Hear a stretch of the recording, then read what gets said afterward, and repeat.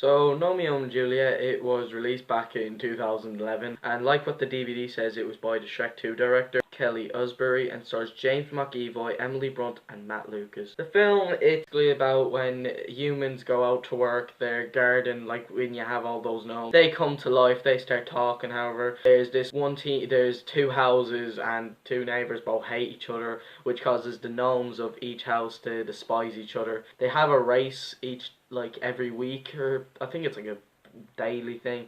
They like race each other, and they're like the blue and they're like the red, so it's kind of like, well, football really, just with racing. Well, we've seen racing like that. But basically, the son of the mother of the blues, Gnomeo, falls in love with Juliet, the daughter of the father, who is the king of the red. So both their parents, well, they're one parent because they're one parent families, are leaders of the red and blue. And basically, Gnomeo and Juliet, they try fall in love because they fall in love in first sight, and they want to be together, but they can't because they're different colours, like as in different. Well, you could say different species, but really it's different. But really, it's just different colour. They can't be together, and yeah, we've seen it before. So they try have their own moment, but really, like their parents, they don't really like it because obviously they're both different tribes. Now, I know many of you don't know, but I did have another channel called Master Dragon back in 2015. I actually made a video about when I got the DVD. So I got it back in 2015. I seen the film on Showbox back on my tablet, which I used for Master Dragon in summer 2015, and I liked it. I thought it was quite good. Then when I watched it, I think I watched it like twice. I think I watched it twice on DVD.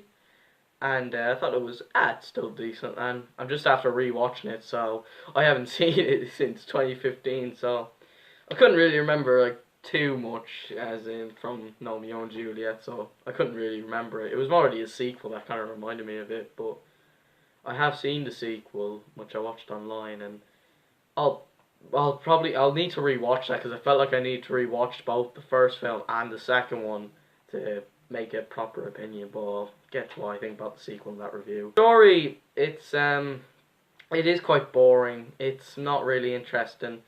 It's just, well, it's not bad. It's just not great. Like, it is quite, like, we've seen it before. Oh, they can't be together because they're part of different tribes. Like, even you see the plot like that in Alpha and Omega, the first film.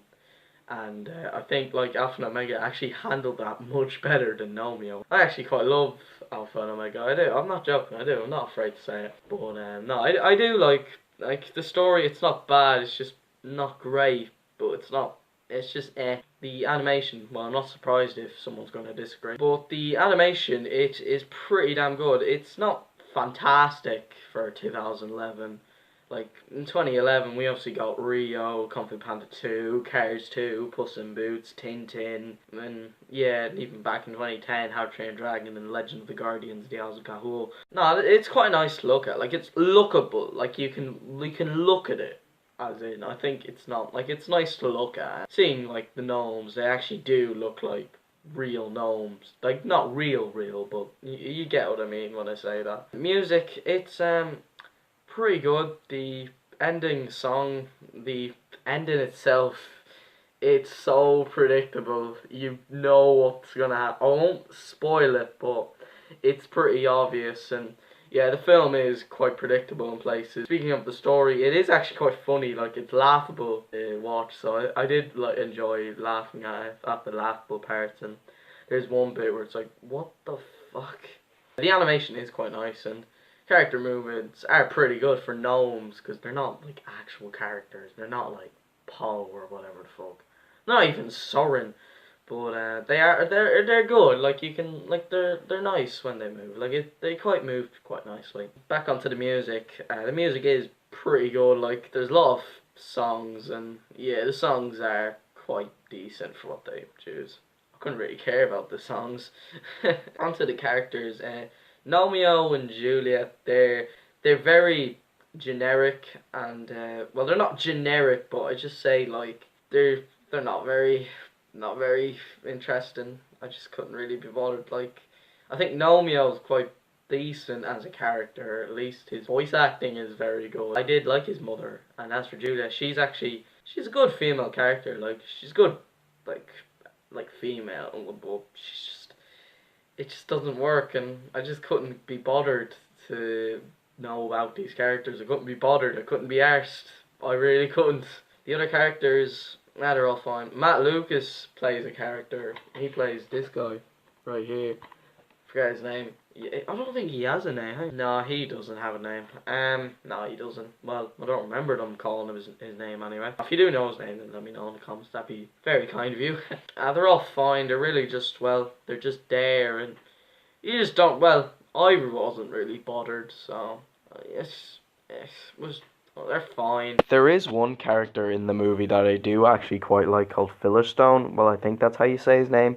And I thought he was actually a very interesting character. I liked his voice. He kind of sounds like Crux from Ninjago Season 7 and Day of the Departed. But I liked how they showed his character, and he does have a very interesting backstory. But it's so easy to guess what happened.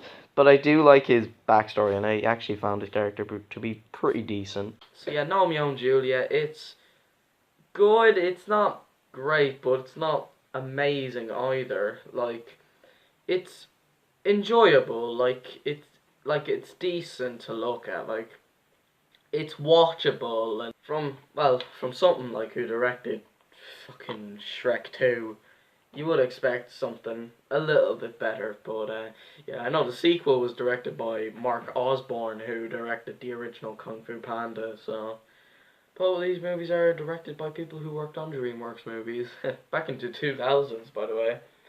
But no, it's enjoyable. It's not great, but it's decent to watch, and it was a nice rewatch, I'll admit, because I did like rewatched it again. So yeah, it's okay. Like, it's enjoyable. I'm gonna give Gnomeo and Juliet a 7 out of 10. Stay tuned for my review of the sequel, which I'm gonna rewatch to get my proper thoughts on it, because I'll finally like rewatch the first one. I'll see you guys next time, and skidoosh.